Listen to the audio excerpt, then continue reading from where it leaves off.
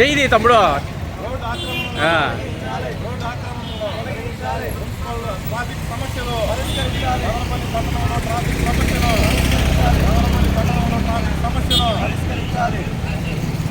ఈరోజు మదనపల్లి మున్సిపల్ అధికారులు రోడ్డు ఆక్రమణను తొలగించే పేరుతో జేసీబీ పెట్టి శుభ్రం చేస్తూ ఉన్నారు. ఈ కార్యక్రమాన్ని సిపిఎం అన్నమయ్య జిల్లా కమిటీ తరఫున స్వాగతిస్తూ ఉన్నాం. వాస్తవంగా రోడ్డు ఆక్రమణని తొలగించాలని సిపిఎం డిమాండ్ చేసింది. పట్టణంలో ట్రాఫిక్ నిబంధనలు ఏర్పాటు చేశారు. ఆర్టీసీ బస్సులన్నీ కూడా రామారావు కాలనీ మీదుగా ఇతర ప్రాంతాలకు వెళ్ళేటట్టుగా ఏర్పాటు చేశారు. అది సరైనది కాదు, యథాతథంగా నడపాలని చెప్పి మేము రిక్వెస్ట్ చేసాం. అది చేయాలి అంటే ఖచ్చితంగా రోడ్డు ఆక్రమణను తొలగించాలని చెప్పి డిమాండ్ చేశాం. అయితే ఈరోజు మున్సిపల్ అధికారులు ఏం చేస్తున్నారు? జేసీబీ పెట్టి ఊరికే ప్రజా ధనం దుర్వినియోగం అయ్యే విధంగా ఆ ఇళ్ల ముందర వేసుకున్నటువంటి వాటిని తొలగించే కార్యక్రమాలు చేస్తున్నారు తప్ప, అంటే వాళ్ళకి ఇంకా పార్కింగ్కి మంచి అనువుగా ఏర్పాటు చేస్తున్నారు తప్ప పూర్తిగా రోడ్డు ఎంత ఉంది? 1960లో మున్సిపల్ ఏర్పాటు అయినప్పుడు రోడ్డు ఏర్పాటు ఎంత జరిగింది?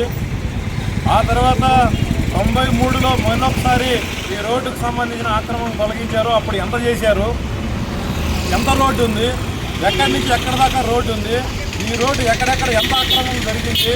ఇట్లాంటి వాటిని ఫైనలైజ్ చేయకుండా ఆ రోడ్డు ఆక్రమణలకు పాల్పడినటువంటి వాళ్ళ మీద నోటీసులు ఇవ్వడం కానీ లేకపోతే వాటిని ఆక్యుపై చేసుకోవడం కానీ చేయకుండా కేవలం తూతూ మంత్రంగా ప్రచార ఆర్భాటాల కోసం, ప్రజల్ని మభ్యపెట్టడం కోసం ఈ ఏదో ఆక్రమణ తొలగిస్తున్నామనే పేరుతో జేసీబీ పెట్టుకొని కాంట్రాక్టర్ల జేబులు నింపుకోవడం కోసం ఇది ఒక ప్రయత్నం తప్ప ప్రజల్ని వాళ్ళ సమస్యల్ని పరిష్కరించడానికి మాత్రం కాదనేటటువంటిది మనకు చాలా స్పష్టంగా అర్థమవుతోంది. మనం చూస్తే బిఎస్ఎన్ఎల్ పోస్ట్ ఆఫీస్ ముందున్నటువంటి రోడ్డు దాదాపు 80 అడుగులు ఉంది. ఆ 80 అడుగుల రోడ్డు మొత్తం బసినికొండ మున్సిపల్ లిమిట్స్ నుంచి ఇటువైపు అమ్మచెరువుమెట్లో ఉన్నటువంటి మున్సిపల్ లిమిట్స్ దాకా అదే రోడ్డు ఉండాలి. ఉందా? ఎన్టీఆర్ సర్కిల్ నుంచి దాదాపు నిమ్మనపల్లి సర్కిల్ దాకా ఈ రోడ్డు పూర్తిగా ఆక్రమణలకు గురైపోయింది. ఈ ఆక్రమణలు తొలగించండి. ప్రైవేట్ బిల్డింగ్లు జోలికి పోవద్దు, ప్రైవేట్ ఆస్తులని కూలగొట్టే పని చేయొద్దు. కానీ యథాతథంగా ఉన్నటువంటి మున్సిపల్ గెజిట్ ప్రకారం ఉన్నటువంటి రోడ్డును మాత్రం తీసుకుంటే ఖచ్చితంగా ఈ వన్ వే కూడా అవసరం లేకుండానే బస్సులు పోయేదానికి అవకాశం ఉంది. దాన్ని బహిర్గతం చేయాలని మేము డిమాండ్ చేస్తాము. ఇది చేస్తే పరిష్కారం అవుతుంది తప్ప ఊరికే ప్రచార ఆర్భాటాల కోసం ఏదో చేసినామని గొప్పలు చెప్పుకోవడం కోసం ఈ ప్రయత్నాలని విరమించుకోవాలి. ఎప్పటికైనా చిత్తశుద్ధి ఉంటే టౌన్ ప్లానింగ్ అధికారులని, సర్వే అధికారులని వెంటనే రంగంలోకి దింపి ఆర్ఎండ్బి, మున్సిపాలిటీ, రెవెన్యూ 3 డిపార్ట్మెంట్లు సమన్వయం చేసుకొని ఈ రోడ్డును సర్వే చేసి రోడ్డు ఆక్రమణలు ఎంత ఉందో తేల్చాలి. ఇది తేల్చకుండా ఇది చేస్తే మాత్రం ప్రయోజనం లేదు.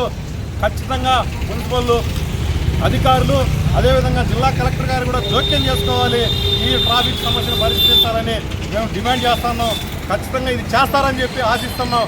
ప్రజలందరూ కూడా ఈ ట్రాఫిక్ సమస్య పరిష్కారానికి సహకరించాలని చెప్పి విజ్ఞప్తి చేస్తా ఉన్నాం. ఇప్పటికైనా మున్సిపల్, రెవెన్యూ, పోలీస్ యంత్రాంగం, ప్రజలు, ప్రజా సంఘాలతోటి, రాజకీయ నాయకులతోటి ఒక సమన్వయ సమావేశం ఏర్పాటు చేసుకొని ఈ ట్రాఫిక్ నిబంధనలు, ట్రాఫిక్ సంబంధించినటువంటి అవగాహన కార్యక్రమాన్ని ఏర్పాటు చేయాలని కూడా డిమాండ్ చేస్తా ఉన్నాం.